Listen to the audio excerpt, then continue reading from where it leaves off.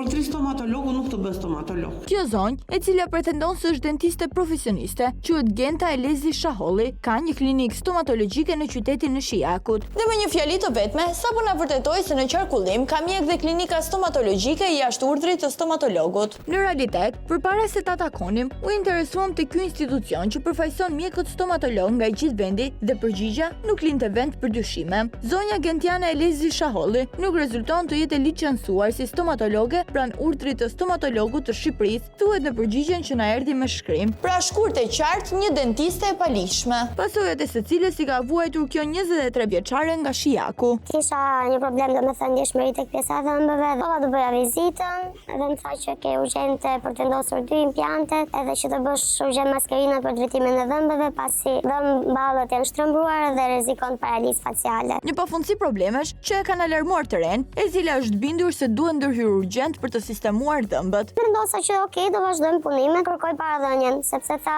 i duhen lekët laboratorit për materialin. Diçka jo aq e zakonshme për klinika dentare, por që për vajzën nuk ka krijuar asnjë problem. Për më tepër që kishte referenca tepër të besueshme. Ti si u njohe me këtë? Rana e mamës, edhe mami time kishin sugjeruar dikush tjetër. Dhe me që në mes ishte mami, dentistja tregohet tepër bujare. Ta do mundohem të bëj ndonjë ulje nga që ka ardhe dhe mami, nuk do të marr parasysh punën time, po thjesht materiali kushton ne shkojnë të gjitha tek 1,5 milion. Një ofertë unduese për një studente e cila e sheh si një rast për të mos u humbur. Ndaj vajza bën pagesën dhe doktoresha nis me një herë punën. Vendos implantin e parë, ishte duhet kalonte 4-5 muaj që të vendosej pastaj dhëmballa. Punimet nuk është se më pëlqyen shumë, nuk është se isha kënaqur, por duke marr parasysh, nuk është se merja vesh shumë nga procedurat e stomatologëve. Vazhdova me procedurat kur erdhi maskerinat pas një kohe shumë të gjatë, gati 1 muaj në pritje dhe thash sapo ti gati do vi që ti vendos. Por me vendosjen e maskerinave nisin dhe shqetësimet e para. Pjesa e poshtëmeve nuk ishte punuar mirë pasi nuk arria ta hiqja. Nuk ishin se duhet hiqja në momentin që do hash ushqim ose do lash dhëmbët. Që këtu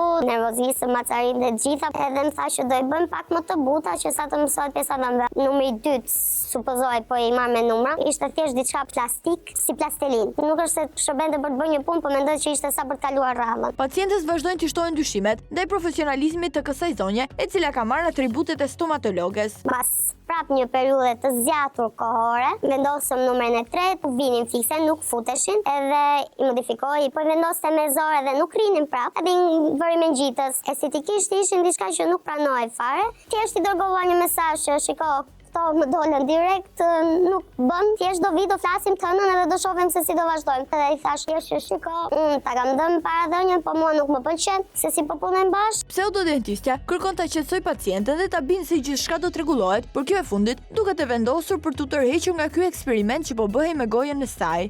Jo, po shiko, ti bëjmë si duash, ti kështu, jo, thash nuk vazhdojmë, nuk më pëlqen si punë, nuk dua të vazhdoj, dua lekët e mia mbrapa. Eram për pjesën dakord që nuk vazhdonin punime, për pjesën e pagesës sa flas me mami kur viti marr. Kaloi një javë, foli mami, tha, kam bërë operim, nuk mund të jem aty në punë, sapo të rikthehem, do ju njoftoj. Por edhe pas operacionit, që supozohet të kishte bërë, zonja duket se nuk e prish as pak Terezin, pavarësisht se ditët kalojnë. Vjen pas 1 javë, 2 javësh kontakti dytë prap që shiko, çfarë do bëjmë? Nesër do vini ti merrni, po do ju marrë në telefon. Këtë nesërmen nuk merr në telefon gjatë ditës, pasi mami më del nga puna. Shkon diku nga ora 4, ishte gjende në klinikë dhe i thotë që shiko kam ardhur për të marrë lekët se më the nesër. Edhe thotë po shiko zonjë, thash do ju merrja vetë në telefon, nuk kam pas mundësi, nuk i kam këtu, ja se do i rregulloj tani. Këtu duhet të sqarojmë se vajza nuk po kërkon asgjë më shumë se sa lekët e saj, asnjë kosto për dëmin e shkaktuar, edhe pse do të ishte gjëja më logjike. Edhe mora në telefon po ditë vetë. Shikoj thash unë po e zvarrit shumë, ndërkohë që ram dakord, edhe nuk më the që jo s'do t'i jap, mi the do t'i jap, jo për kokë fëmijëve kam qenë smurs, kam pas mundësi, brenda javës do i kesh, ta siguroj unë. Dhe pas një javë i njëjti avaz. Shikoj jam në spital, kam pasur hemoragji, nuk jam taksirat, do kaloni nesër që të likuidohemi. E kam përshtypjen se po gënjen. Kishte diçka që nuk shkonte. Jo, është e sigurt, nesër do i kesh. Kuptohet që edhe nesër mja kaloi, ndaj vajza humbe totalisht durimin, duke marrë një hap ligjor. A ditë ju drejtova direkt policisë, edhe dhash edhe deklaratën, kontaktuan edhe këtë dentisten, edhe kjo prap vazhdonte me skemën jam në spital, solli burrin e vet aty, bashkëshortit thjesht solli fatura që ajo kishte bërë atë ditë në mëngjes. Thjesht mora pjesën që asaj i mbetej tepër. Likuidimi që e bëri mami. Në fakt, kjo metodë pune e ndjekur nga zonja Genta nuk është e panjohur, pasi në vitin 2023, në një lajm të publikuar, flitet për një rast mashtrimi e cili